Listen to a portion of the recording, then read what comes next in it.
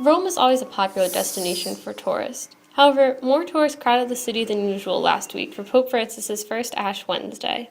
Pope Francis became Pope last year when his predecessor, Pope Benedict, stepped down from the papacy.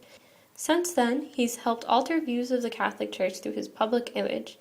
He has spoken out about homosexuality and poverty, saying homosexuals should not be marginalized and that Catholics should help the poor.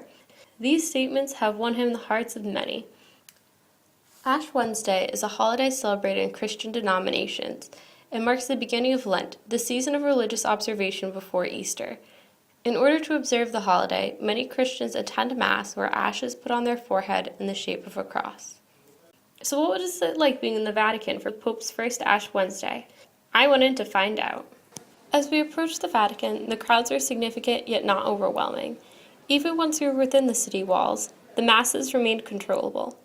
At first, the goal was simple: meet the Pope. Alright, I'm here in the Vatican City on Ash Wednesday 2014, determined to meet the Pope.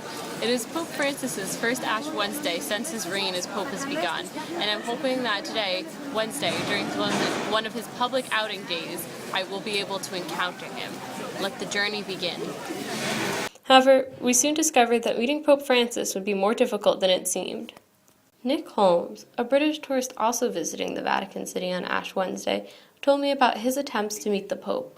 And the goal was to get there on Ash Wednesday. It was Ash Wednesday to get to the service to see Pope Francis, but we left it around I want to say 10:30ish, and so we got there just after the Mass had ended, and we missed him by 20 minutes.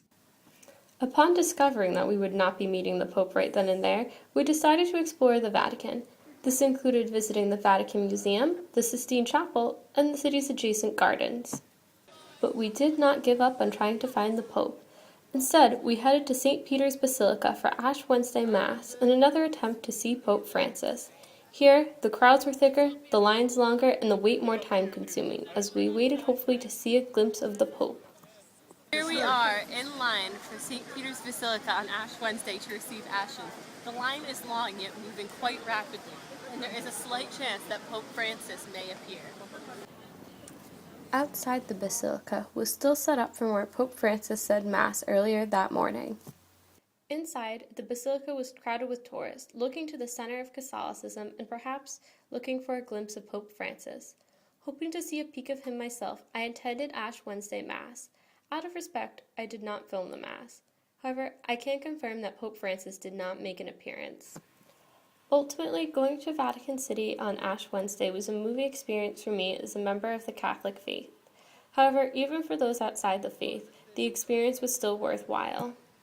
Well, even though I don't particularly have religious views, I've always had an admiration and respect for other people's religious views and religions of the world. I think it's a very important thing that if people believe that they have a centre for faith and something they can turn to.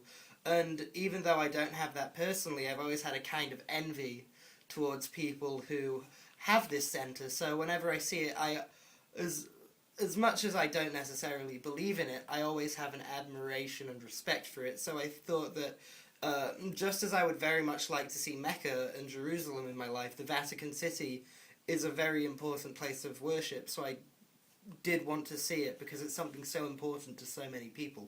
Visiting the Vatican City on the Pope's first Ash Wednesday was like visiting it on any other day.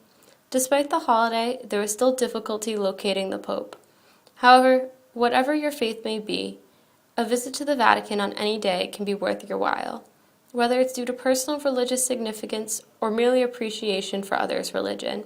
Visiting the Vatican is not an experience to forget.